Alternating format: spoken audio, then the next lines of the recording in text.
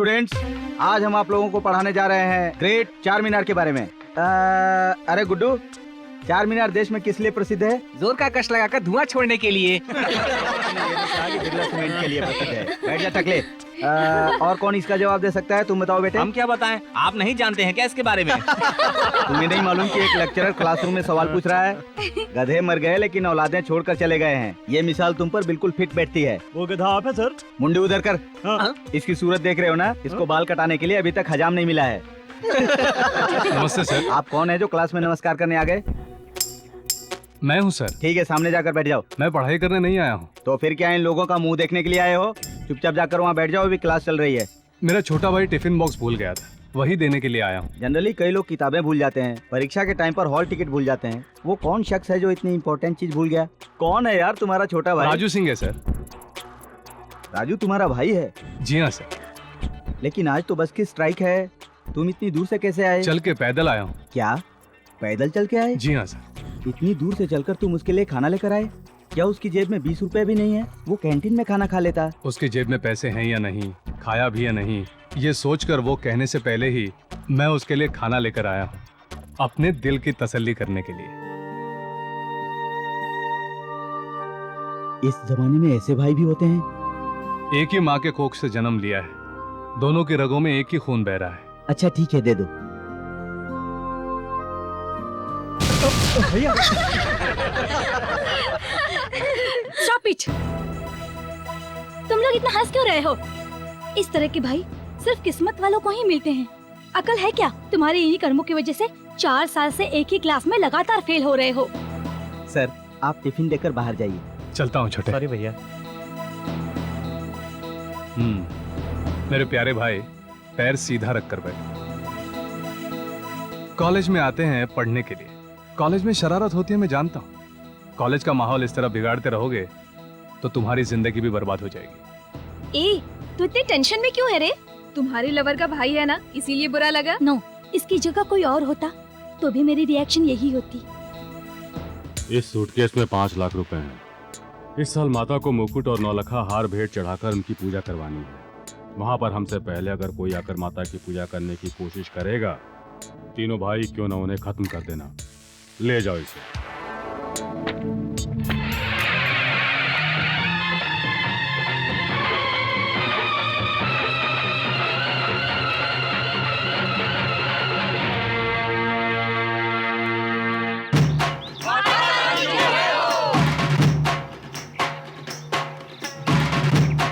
इस साल माता रानी की पूजा सबसे पहले मैं करूंगा। अब ये मंदिर भी मेरा है और यहाँ का भगवान भी मेरा है। कागजात में दस्तखत करके तुमने मुझे सौंपा था, ये बात तुम भूल गए थे? हवेली के साथ मंदिर भी इन्हें सौंप दिया क्या शिवराम बेटा? दिया है तो भी किसको माँ जी? हमारे घर की देवी कोई नहीं। पिछली बार तुमने रोक दिया था, लेकिन इस बार वही मुकुट चढ़ाकर मैं माता की सबसे पहले पूजा करूंगा। पारंपरिक पूजा करके हमारे वंशज आज तक माता को पूजते आए हैं, इसीलिए आज तक ये गांव सुखे है। मेहरबानी करके मुझे पूजा करने दीजिए। हाँ मुमकिन।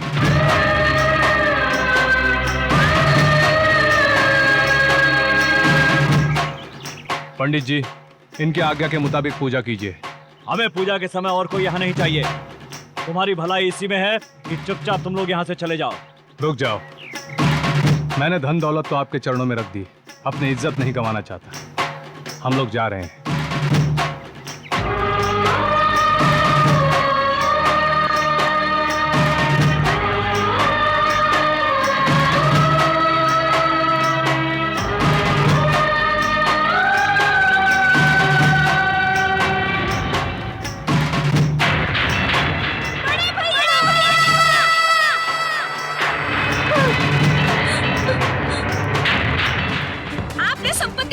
ये मंदिर भी मेरे नाम किया है भैया, इसीलिए ये मंदिर भी मेरे ही नाम है। ये सब मेरा है, इसलिए मैं कहती हूँ परंपरा के मुताबिक माता की पूजा करके उन्हें हार पहनाने का अधिकार आप ही को है। क्या बकवास कर रही है? दामाद जी, वो हमसे बहुत प्यार करती है, इसलिए उसने ऐसा कह दिया। देखो बहन, एक अच्छे परिवार में जन्म लेना ही बड़ी बात नहीं है। उस घर के संस्कार को ससुराल में बरकरार रखना हर लड़की का धर्म है। आज तेरा भी वही धर्म है बहना। हमने हमारे धन दौलत या मंदिर खो दिया, इस बात का हमें कोई दुख नहीं है। हम बस यही चाहते हैं कि तुम हमेशा खुश रहो। हमें जाने दो बहना। मत जाइए भैया, रुक जाइए भैया। मेरे लिए आपने संपत्ति गवा दी, हवेली गवा दी, यहाँ तक कि अपना जीवन भी दांव पर लगा दिया। अब कुछ बचा है तो आपकी इज्जत भैया। मेरे जीते जी मैं उसे बर्बाद नहीं होने दूंगी। आज पूजा की सारी विधि करके माता को पहला तिलक मैं ही लगाऊंगी। स्वाति,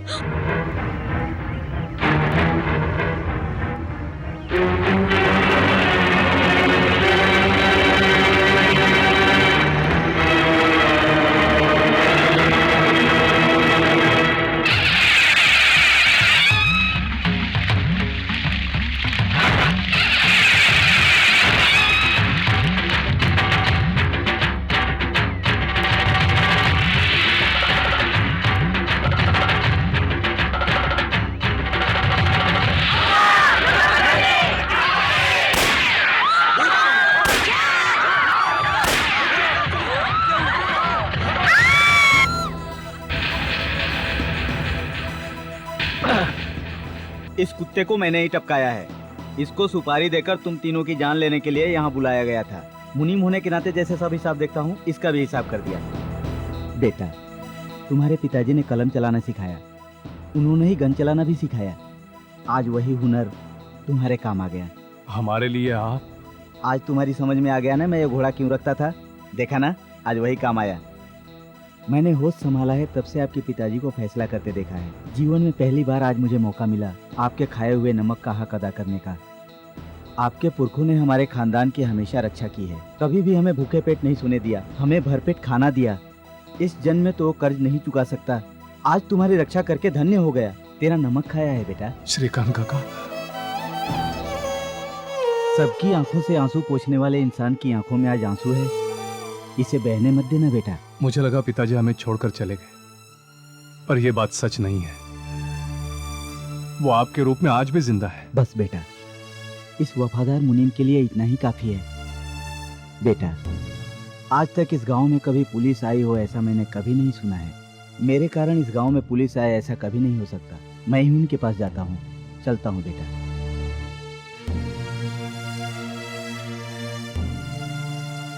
फूल सिंह, एक बार चलते चलते क्या हो गया था पता है? बता मेरे यार, क्या हो गया था? मान गए यार। 1947 में क्या हुआ बताना चाहता था, तूने नहीं सुना। 48 में, 49 में, 50 में, 60 में क्या हुआ वो भी तूने कभी नहीं सुना। लेकिन आज तू सुनने के लिए तैयार हो गया। अच्छा लगा। इसके पहले मैं 2 बार जेल जा चुका हूँ। एक बार फिर जेल जाकर वहाँ के हालात देखने दो यार। ध्यान रखना बेटी स्वाति, कोई अगर गलत करे तो उसका भी भला कभी नहीं होता। तुम्हें मेरा आशीर्वाद है। तुम सदा सुखी रहो।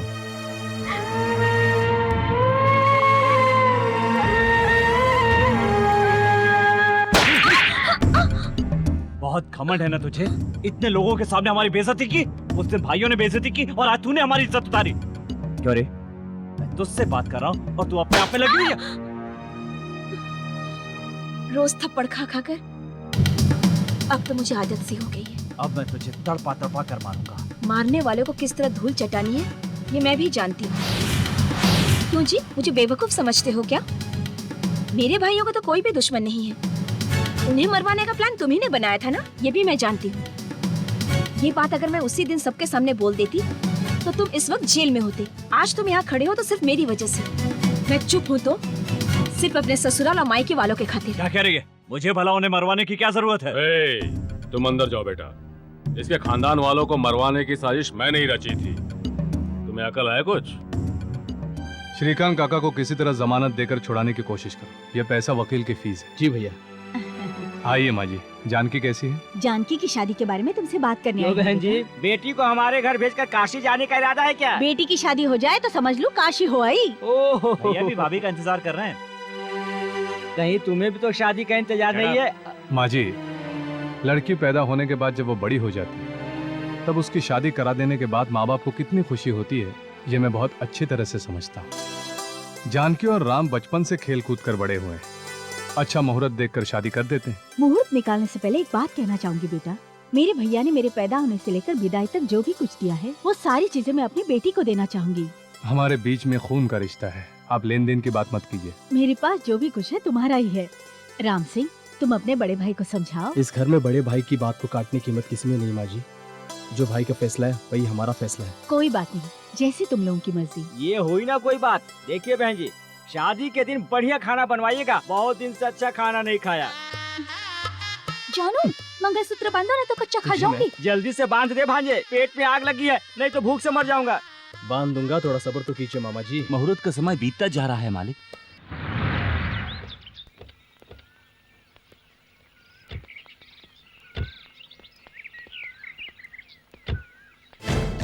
ये क्या है जी?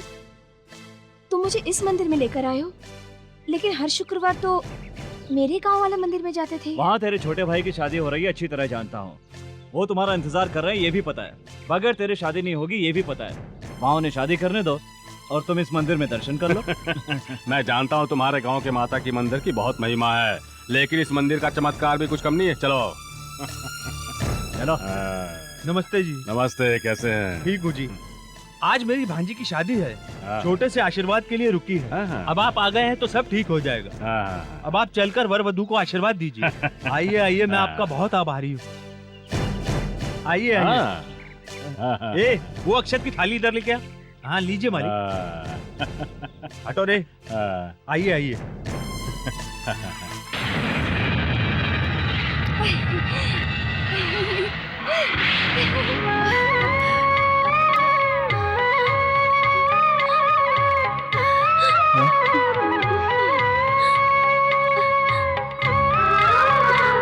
पंडित जी, मंत्र उच्चारण शुरू कीजिए और मंगलसूत्र दीजिए।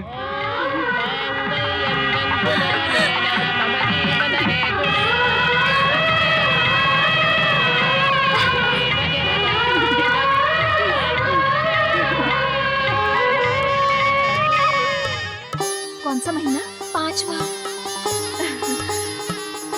ये शादी दुर्गा माता के मंदिर में हो रही होगी, यही सोचकर आप लोग यहाँ चले आए। तुम्हारी चाल को पहले ही समझ गए थे, इसीलिए सारा इंतजाम यही किया। जिस स्कूल के तुम विद्यार्थी हो उसका प्रिंसिपल है हमारा शिवराम। देख लिया ना, चल। नमस्कार मालिक। हाँ।